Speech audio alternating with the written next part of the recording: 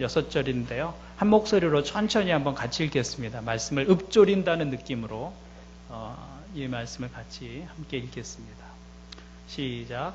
복 있는 사람은 악인의 길을 따르지 아니하며 죄인의 길에 서지 아니하며 오만한 자의 자리에 앉지 아니하며 오로지 주님의 율법을 즐거워하며 밤낮으로 율법을 묵상하는 사람이다. 그는 시냇가에 심은 나무가 철 따라 열매를 맺으며 그 잎이 시들지 아니함 같으니 하는 일마다 다 잘될 것이다. 그러나 악인은 그렇지 않으니 한낮 바람에 흩날리는 쭉정이와 같다. 그러므로 악인은 심판받을 때에 몸을 가누지 못하며 죄인은 의인의 모임에 참여하지 못한다. 그렇다. 의인의 길은 주님께서 인정하시지만 악인의 길은 망할 것이다. 아멘. 시편 1편은 복 있는 사람이 누구냐에 대해서 말씀하고 있습니다. 오늘 두 번째 시간인데요. 누가 복 있는 사람입니까? 시편 1편은 말씀을 즐거워하는 사람, 그리고 그 말씀을 밤낮으로 묵상하는 사람이 복이 있다고 말씀합니다. 지난 주일 말씀을 나눈 후에 몇몇 교우들이 묵상하는 삶을 다시 시작하기로 결심했다. 또 실천하게 되었다. 그런 이야기를 해서 제가 매우 기뻤습니다.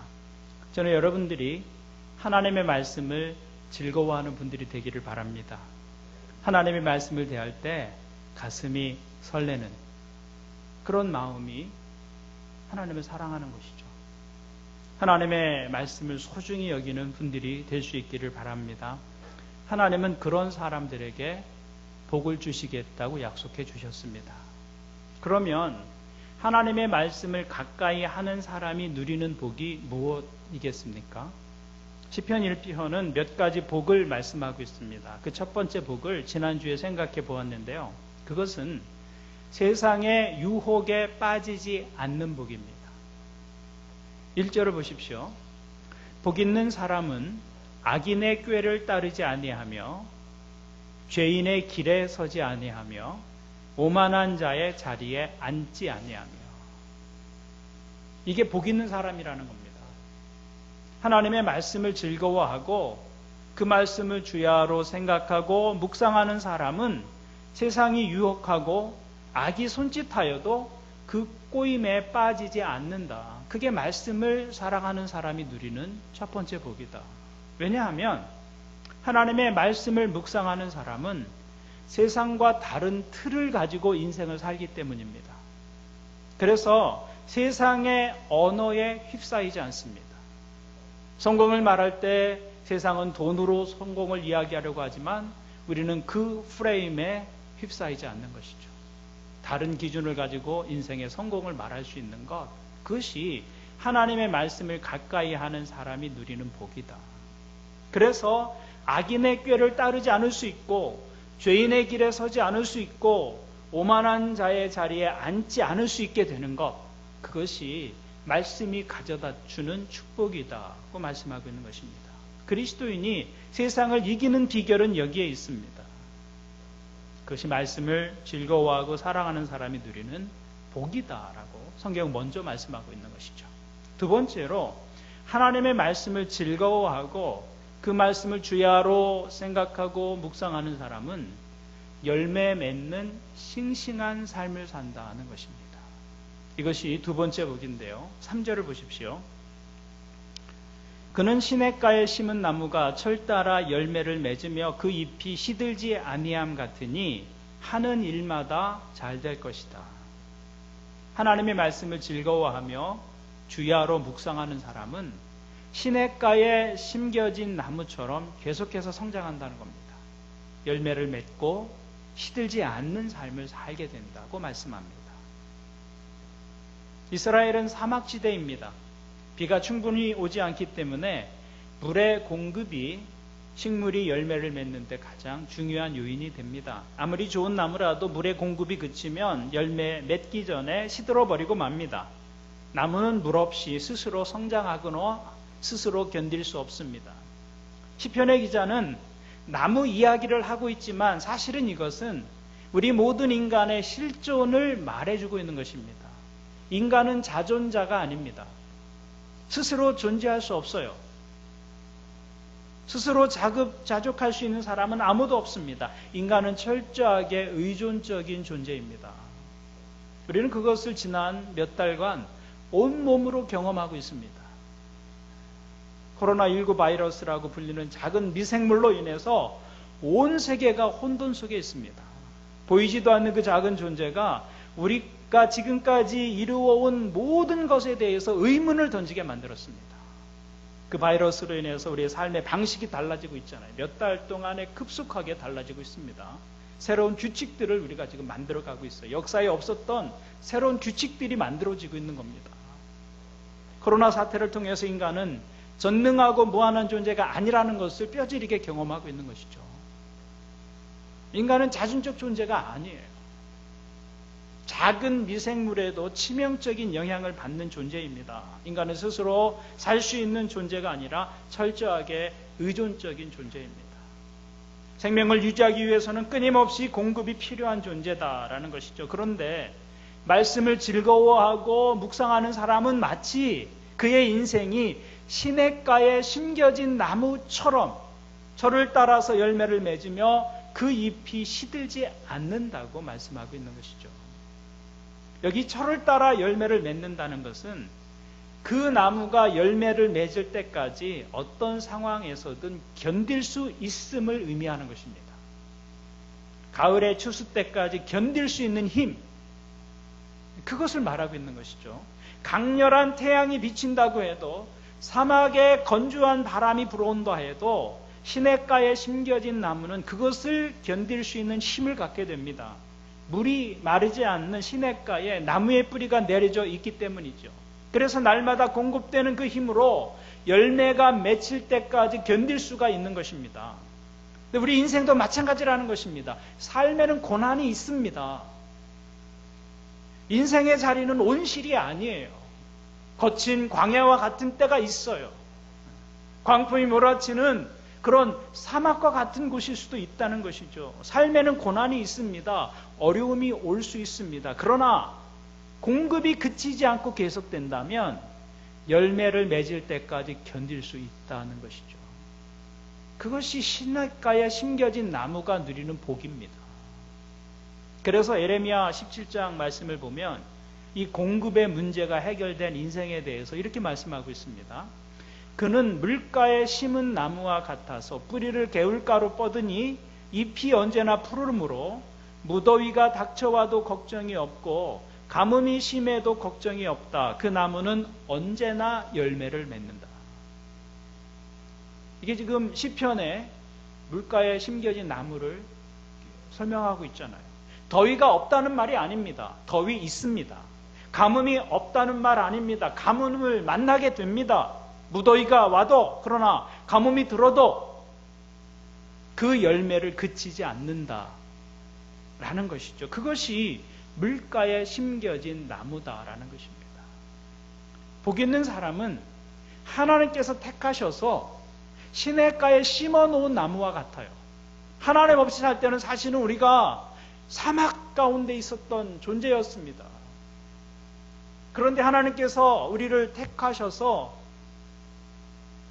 나에게 뿌리를 내리고 살아라 라고 물가에 옮겨 심으신 나무와 같은 존재가 하나님의 자녀들이다라는 것이죠. 같은 나무라도 그 나무가 어디에 심겨졌느냐에 따라서 열매도 다르고 맛도 다르고 품질도 다릅니다. 그러므로 인생의 열매는 그 뿌리를 어디에 내리고 있느냐, 그것이 결정하는 것입니다. 그래서 시편 기자는 이렇게 말했습니다. 하나님께 가까이 함이 내게 복이라. 무엇이 복이냐? 하나님께 가까이 있는 것, 그것이 복이라고 말씀합니다. 인생의 모든 것이 하나님과의 관계에 달려 있다는 고백입니다. 하나님을 등지고 하나님께서 멀어지면 그 인생은 어두움이고 절망입니다. 그러나 하나님을 향하고 하나님께 가까이 나아가면 그 인생은 소망이 있다는 것이죠. 물가에 심겨진 나무처럼 혹독한 더위와 태양볕 아래서도 마르지 않는다는 것입니다. 때가 되면 열매를 맺게 되어 있다라는 라는 것이죠. 하나님의 말씀은 생수와 같습니다. 성경은 하나님의 말씀을 생수로 표현합니다. 그래서 우리가 말씀의 뿌리를 깊이 내리고 있으면 어떤 가뭄에도 잎사귀가 마르지 아니하고 열매를 맺을 수 있다고 말하고 있는 것이죠. 그래서 요한복음 15장에서 예수님도 이렇게 말씀하셨습니다. 나는 포도나무요 너희는 가지이다. 사람이 내 안에 머물러 있고 내가 그 안에 머물러 있으면 그는 많은 열매를 맺는다. 너희는 나를 떠나서는 아무것도 할 수 없다. 주님은 너희가 내 안에 있으면 그 인생은 과실을 많이 맺는다고 말씀하십니다. 그러나 나를 떠나서는 너희가 아무것도 할 수 없을 것이다 라고 말씀하십니다. 그것은 인생의 바른 자리를 말씀하고 있는 것입니다. 인생에서 바른 자리는 무엇보다 중요합니다. 인생의 바른 자리가 어디냐? 하나님 품이다라고 말씀하고 있는 것이죠. 너희가 나를 떠나서 살 수 있느냐? 살 수 없다는 거예요. 착각하고 있는 것이죠. 너희가 나를 떠나서는 아무것도 할 수 없음이라. 거기가 인생의 바른 자리라는 것입니다. 우리가 바른 자리에 있지 않으면 아무리 노력해도 인생의 열매를 거둘 수가 없습니다. 사다리가 잘못된 곳에 놓여 있다면 아무리 성실하게 사다리를 올라가도 소용이 없습니다. 사다리를 열심히 올라갔습니다. 한 계단 한 계단 쉬지 않고 성실하게 올라갔어요. 그런데 그 사다리 끝에서 알게 된 것은 사다리가 잘못된 곳에 놓였다는 사실이었다면 그것만큼 허탈한 일은 없을 것입니다. 차라리 올라가지 않은 것보다 못한 결과가 되는 것이죠. 그래서 인생에 있어서 성실함이 중요합니다. 그러나 성실함이 중요하지만 그것보다 더 중요한 것은 바른 자리입니다. 바른 자리. 바른 자리가 아니면 성실함도 무용지물이 될 수 있다는 거예요. 그런데 우리 인생의 바른 자리가 어디냐? 하나님 품이다라고 말씀하고 있는 것이죠. 그래서 주님은 나를 떠나서는 너희가 아무것도 할 수 없다고 말씀하신 것입니다. 그러므로 여러분의 인생이 하나님 안에 있기를 바랍니다. 하나님 안에 있다라는 것은 말씀이 내 안에 머문다는 거예요. 너희가 내 안에 있고 내 말이 너희 가운데 머물러 있으며 말씀 안에 있는 것이 하나님 안에 있는 것이다 라는 것이죠. 그러므로 여러분의 삶이 말씀 안에 거하는 삶이 되기를 바랍니다. 인생의 자리가 중요한 이유는 어디에 위치하고 있느냐에 따라서 우리 인생이 공급받는 것이 달라지기 때문입니다. 이번에 코로나19 사태를 지나면서 그 기사를 보니까 국민의 80%가 대한민국 국민이라는 것을 자랑스럽게 여기게 됐다. 이렇게 응답을 했더라고요. 모든 국민에게 재난소득이 지급되고 있습니다. 받으셨나요? 4인 기준으로 100만 원이 지급이 됩니다. 미국은 1인당 1200불이 지급이 됩니다. 국가의 힘이죠. 국가의 힘. 어떻게 지원할 수 있느냐라는 게 국가의 힘입니다. 이번에 많이 달라졌어요. 위험지역의 교민들을 수송하기 위해서 전세기를 보내고 안전하게 데려오는, 그만큼 우리의 국격이 달라졌다는 생각을 하게 됩니다.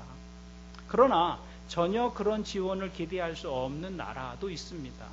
어느 국가에 속하여 있느냐에 따라서 지원받을 수 있는 규모가 다른 것이죠. 그런데 우리가 어디에 소속된 사람들이냐라는 거예요. 하나님 나라에 소속된 사람들이다.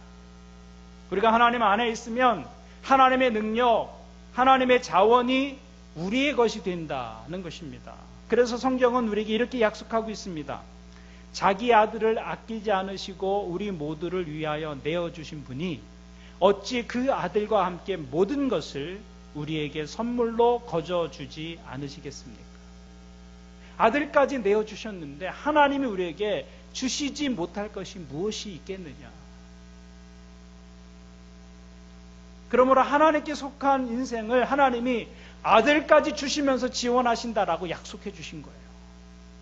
이것이 말씀을 즐거워하고 묵상하는 사람들이 누리는 축복입니다. 저는 오늘 여러분들이 이 하나님의 약속하신 대로 하나님께로부터 공급받는 인생을 사시기를 주님의 이름으로 축원을 드립니다. 그래서 시편 23편에서 다윗은 이렇게 고백합니다. 주님은 나의 목자시니 내게 부족함 없어라. 여러분, 이 말씀이 여러분의 고백이 될 수 있기를 바랍니다. 아멘. 그런데 이 말씀은 오해의 소지가 있습니다. 이 말씀은 내가 원하는 것은 무엇이든지 다 가질 수 있다, 그런 말이 아닙니다. 정말 하나님께서 나의 목자가 되시면 내게는 부족함이 없습니까? 정말 그런가요? 그렇지 않은 것 같아요. 많은 사람들이 하나님 안에서 살지만 부족함이 없는 삶을 살았다 말할 수 있기보다는 부족함이 있는 삶을 살았습니다. 사도 바울을 보십시오. 사도 바울은 목자이신 예수 그리스도에게 충성된 삶을 살았습니다. 누구보다도 충성된 삶을 살았습니다. 그래서 그에게 부족함이 없었습니까? 아닙니다. 사도 바울은 자기 목자 되신 예수님께 끝까지 신실했음에도 불구하고 그의 삶에는 부족한 것이 끊이지 않았습니다. 고난이 끊이지 않았습니다. 어려움이 끊이지 않았다고요. 예수님 자신은 어떠하셨습니까? 예수님은 하나님의 독생자이셨습니다. 그런데 예수님의 삶을 보십시오. 그분의 생애에는 생존을 위해서 극히 필요한 기본적인 것조차 없으실 때가 많았습니다. 그래서 여우도 굴이 있고 새도 거처가 있지만 인자는 머리 둘 곳이 없다. 그렇게 말씀하셨던 때가 있으셨어요. 예수님은 하나님의 독생자셨지만 부족함이 없다기보다는 부족함이 많은 삶을 사셨습니다. 우리 자신의 경우는 어떻습니까? 여러분은 하나님을 나의 목자로 고백하는 분들이잖아요. 하나님을 나의 목자로 고백하는 성도들에게는 정말 부족함이 없습니까? 그렇지 않아요. 우리는 여전히 부족하다고 느끼는 것이 너무 많습니다. 돈도 부족하고 직장, 건강, 자녀, 집, 노후생활 끝도 없이 부족한 것들이 생겨납니다. 물질적으로, 정신적으로, 영적으로 항상 있고 새로운 부족함이 날마다 생겨납니다. 이런 현실을 보면 주님은 나의 목자시니 내게 부족함이 없다고 하는 이 고백이 실감이 나지 않습니다. 그런데 여기 부족함이 없다는 말은 모든 일이 다 내가 원하는 대로 되어서 어떠한 고통도 없고 내가 원하는 삶을 원하는 만큼 산다, 그런 뜻이 아니다라는 것입니다. 자식도 잘 되고 직장도 탄탄하고 몸도 건강하고 돈도 잘 벌고 사고도 안 만나고 그래서 재미있게 살면서 남부러울 것이 없이 인생을 즐긴다, 그런 말이 아닙니다. 저는 가능하면 여러분들이 그런 삶을 사실 수 있기를 바랍니다. 부족함이 없는 것, 진짜 부족함이 없는 삶. 그러나 우리 인생이 꼭 그렇게만 진행되는 것은 아닙니다. 인생에는 우여곡절이 있습니다. 그래서 내 인생엔 아무런 어려움이 없을 것이다, 그런 기대는 전혀 현실적인 기대가 아닙니다. 그렇다면 여기 부족함이 없다는 말은 무슨 뜻일까요? 다윗도 그렇게 고백하고 있고 믿음의 많은 사람들이 그렇게 고백하고 있는데, 그렇다면 여기 하나님이 나의 목자가 되시기 때문에 내 삶에 부족함이 없다라는 말은 무슨 뜻이냐라는 것입니다. 그것은 내가 어떤 상황에서든 어떤 형편에서든 하나님이 의도하시는 삶을 살아가기에 부족함이 없다는 말입니다. 그래서 찬송가 434장에서 이 찬송의 작사자는 이렇게 고백합니다. 믿음으로 사는 자는 하늘 위로 받겠네. 무슨 일을 만나든지 만사 형통하리라. 이 찬송가를 지은 분은 파니 크로스비라는 미국 여성입니다. 이분은 시력장애로 고생하다가 결국은 시력을 잃고 맙니다. 그런데 그녀는 무슨 일을 만나든지 만사 형통한다고 노래하고 있습니다. 다윗의 표현을 빌리면 내게 부족함이 없다, 그런 표현이 되는 것이죠. 그러면 그녀가 다시 눈이 회복되어서 보게 되었습니까? 그렇지 않습니다. 그는 평생을 시각장애인으로 살았습니다. 그러나 그런 불편과 모자람에도 불구하고 자신이 하나님의 자녀로서 하나님이 원하시는 삶을 살아가는데 부족함이 없었다는 고백입니다. 그래서 그 찬송의 2절에서 그녀는 이렇게 노래합니다. 어려운 일 당한 때도 족한 은혜 주시네. 여러분, 여기 족한 은혜라는 말이 부족함이 없다는 말입니다. 어려움이 없다는 이야기가 아니고요, 고난이 없다는 말이 아닙니다. 인생을 살면서 어려움이 있고 고난이 있고 참기 힘든 상황이 있습니다. 그렇지만 그 상황을 극복하고 하나님이 원하시는 삶을 살아가는데 충분한 하늘의 위로와 격려와 능력을 공급받는 일에 부족함이 없다는 고백입니다. 그러니까 부족함이 없다는 것은 내가 원하는 일이 내가 원하는 방식대로 내가 원하는 때에 술술 잘 풀린다, 그런 의미가 아니다라는 것을 알 수 있습니다. 우리가 하나님의 선한 뜻과 계획에 맞도록 살아가는데 필요한 모든 것이 공급된다는 말입니다. 그래서 어떤 상황에서든 하나님이 원하시는 열매를 맺는데 문제가 없다, 그 말이에요.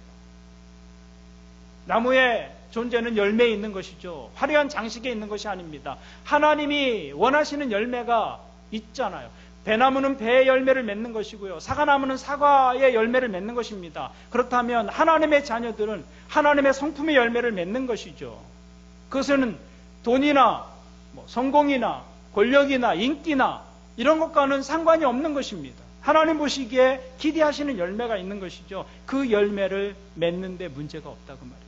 가뭄에도 시들지 않고 철을 따라 열매를 맺게 되는 것입니다. 그것이 믿음의 사람들이 고백했던 부족함이 없다는 말의 의미였다는 것입니다. 우리 인생이 하나님 말씀에 견고하게 뿌리를 내리면 고난이라는 바람이 그의 인생을 흔들지 못합니다. 어려움이 그의 인생을 시들게 하지 못합니다. 더위에 시들지 않습니다. 바람에 넘어지지 않습니다. 열매를 맺을 때까지 견딜 수 있는 힘이 있습니다. 그것이 하나님의 말씀에 인생의 뿌리를 내리는 사람들이 누리는 복이다라고 말씀하고 있는 것이죠. 저는 여러분들이 다 그런 삶의 축복을 누릴 수 있기를 주님의 이름으로 축원을 드립니다.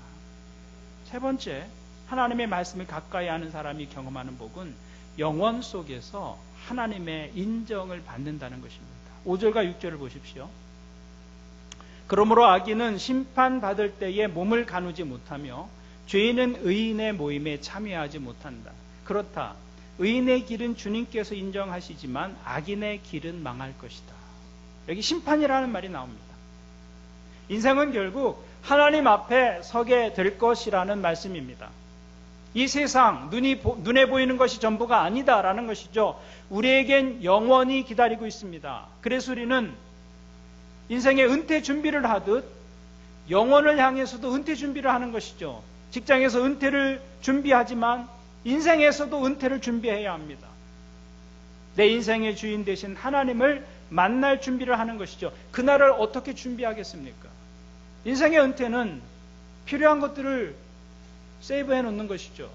그렇다면 내 인생 전체의 은퇴, 그래서 영원 속에서 하나님을 만나는 그 순간을 위해선 우리가 어떻게 준비할 수 있겠느냐? 그것은 말씀을 즐거워하며 그 말씀을 주야로 묵상하는 삶을 사는 것입니다. 그 말씀을 통해서 주님을 더 자주 만나고 내 삶을 그 말씀으로 계속해서 변화시켜 나가는 것입니다. 그러면 우리는 인생의 끝에서 우리 인생의 주인 되신 하나님을 기쁨과 기대를 가지고 만날 수 있을 것입니다. 그러나 그때 하나님 앞에 서게 될 때 견딜 수 없는 사람이 있는데 그 사람이 누구겠습니까? 하나님의 말씀과 상관이 없는 삶을 살았던 사람들입니다. 누가복음 16장을 보면 부자와 거지 나사로의 비유가 나옵니다. 부자는 자색 옷, 아주 비싼 옷을 말하는 것입니다. 고운 베옷, 아주 고품질의 옷을 말하는 것입니다. 자색 옷과 고운 베옷을 입고 날마다 잔치를 즐겼습니다. 세상의 눈으로는 성공한 사람의 한 모델입니다. 나사로는 그 부자의 상에서 떨어지는 음식 부스러기로 연명하며 삽니다. 그런데 나사로는 죽어서 아브라함의 품에서 안식을 누리게 됩니다. 그런데 부자는 고통 속에서 영혼을 보내게 되었습니다. 그 이유가 무엇입니까?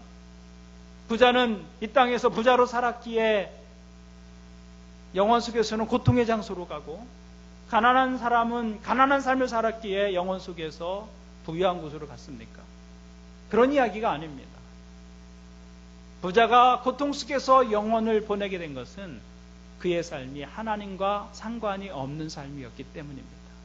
부자는 고운 배옷에는 관심이 있었습니다. 호화로운 자색 옷에는 관심이 많았습니다. 날마다 맛있는 음식을 먹기 위해서 많은 신경을 썼습니다. 그러나 그는 하나님을 향해서는 마음을 쓴 적이 없습니다. 그는 하나님께 관심을 보인 적이 없고 하나님을 염두에 두고 산 적이 없습니다. 그런데 어느 날 그가 평생을 무시하고 살았던 그 하나님 앞에 서게 된다는 것이죠. 그것이 그에게는 영원한 부끄러움이 되는 것입니다. 여러분, 우리는 결국 주님을 만나게 될 것입니다.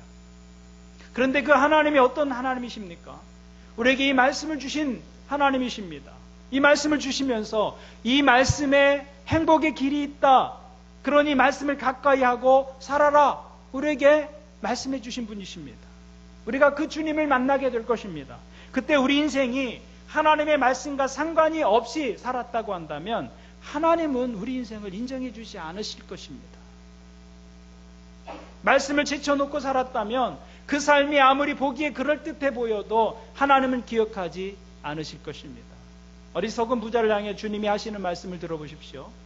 어리석은 사람아, 오늘 밤에 내 영혼을 내게서 도로 찾을 것이다. 그러면 내가 장만한 것들이 누구의 것이 되겠느냐? 자기를 위해서는 재물을 쌓아두면서도 하나님께 대하여는 부유하지 못한 사람은 이와 같다. 하나님의 말씀과 상관이 없는 삶은 한순간에, 오늘 밤 내가 내 영혼을 도로 찾으면 내가 준비한 것이 누구의 것이 되겠느냐? 하나님의 말씀과 상관이 없는 삶은 한순간에 무너져 내리고 말 것이라는 말씀입니다. 하나님의 말씀과 상관이 없는 삶은 마치 철거될 건물을 짓는 것과 같아요. 한순간에 무너져 버리고 말 것이라고 말씀하고 있습니다. 그래서 죽음 앞에서는 부자의 많은 돈도 도움이 되지 않았습니다. 그는 돈으로 영혼을 살 수 없었습니다. 부자의 많은 돈은 죽음 앞에서는 그 부자의 영혼에 아무런 도움이 될 수 없었습니다. 그러나 마지막 날에 우리 영혼이 하나님 앞에 서는 그날, 내가 믿고 내가 즐거워했던 그 말씀이 우리의 영혼을 책임져 줄 것입니다. 우리가 듣고 믿고 붙잡고 즐거워했던 그 하나님의 말씀이 우리를 하나님 앞에서 부끄러움이 없는 모습으로 서게 해줄 것이다 라는 말씀입니다. 우리가 말씀을 붙들 때 그 말씀이 우리가 됩니다. 그 말씀을 우리가 가슴에 품을 때 그 말씀이 우리의 인생이 되는 것이죠. 그 말씀이 우리의 삶을 이끌 때 우리는 비로소 하나님이 기대하시는 참된 인생을 살아갈 수 있게 되는 것입니다. 그러므로 여러분의 삶을 말씀 위에 세워 가시기를 바랍니다. 다시 결심하십시오. 말씀을 향해서. 말씀 위에 여러분의 가정을 세우고, 말씀 위에 여러분의 직장 생활이 있고 사업이 있고, 말씀 위에 우리 교회가 세워져 가기를 바랍니다. 그것이 이 땅에서 하나님이 주시는 복을 누리는 유일한 방법이다 말씀하고 있습니다. 오늘 저와 여러분 예배하면서 이 말씀에 대한 새로운 도전이 있는 복된 시간이 되기를 주님의 이름으로 축원을 드립니다. 아멘. 기도하시겠습니다. 말씀을 가지고 1분 정도 함께 기도하겠습니다. 하나님, 제가 물가에 심겨진 나무처럼 살겠습니다. 하나님의 공급이 멈추지 않는, 그래서 무더위가 오고 건조한 바람이 불어도 잎이 시들지 않고 열매가 그치지 않는 인생을 살아가게 도와주십시오. 조건이 그래서 열매를 맺을 수 있는 것이 아니라 하나님의 말씀에 인생의 뿌리를 내렸기 때문에 우리가 열매를 맺을 수 있는 인생을 살 수 있는 것입니다. 하나님, 조건과 환경과 상황에 영향받지 아니하고 인생을 하나님이 기대하시는 열매 맺는 인생으로 살아가게 도와주십시오. 오늘부터 제가 말씀을 다시 생각하겠습니다. 말씀을 읽고 그 말씀을 생각하며 그 말씀이 지시하시는 대로 인생의 기준을 삼고 살겠습니다. 그런 결심을 하나님 앞에 드릴 수 있기를 바랍니다. 우리 함께 한 목소리로 기도하겠습니다. 하나님 아버지, 우리 예배합니다. 무엇 때문에 예배하는지 자신의 영혼에 정직하게 묻게 하시고 하나님이 기대하는 모습으로 예배자로 서게 하시고 하나님이 주신 말씀 한 구절 한 문장 붙들고 또 한 주간을 살아가는 말씀의 사람들이 되게 도와주옵소서. 인생에 고난이 있습니다. 어려움이 있습니다. 삶을 흔드는 많은 환경과 조건들이 있습니다. 그러나 그럼에도 불구하고 물가에 심겨진 나무처럼 그 잎이 시들지 아니하고 철따라 열매를 맺는다고 약속해 주셨사오니 하나님 우리 있는 자리에서 하나님이 기대하신 인생의 열매를 풍성히 맺고 누리는 삶을 살아갈 수 있도록 도와주옵소서. 예수의 이름으로 기도하옵나이다. 하나님 아버지 감사합니다. 오늘 예배하면서 우리가 어디에 자리하고 있는지 우리 자리를 확인합니다. 하나님 말씀 안에 우리 삶이 있기를 원합니다. 하나님 품 안에 우리의 노력이 있기를 원합니다. 말씀의 울타리를 넘어 살지 않게 도와주옵소서. 거기가 인생의 바른 자리고 거기에 있을 때 인생의 바람이 불고 가뭄이 들고 어려움이 찾아와도 하나님이 기뻐하시는 삶의 열매를 멈추지 않는 삶을 살 수 있음을 알게 도와주옵소서. 예수님의 이름으로 기도하옵나이다. 아멘. 우리 자리에서 일어나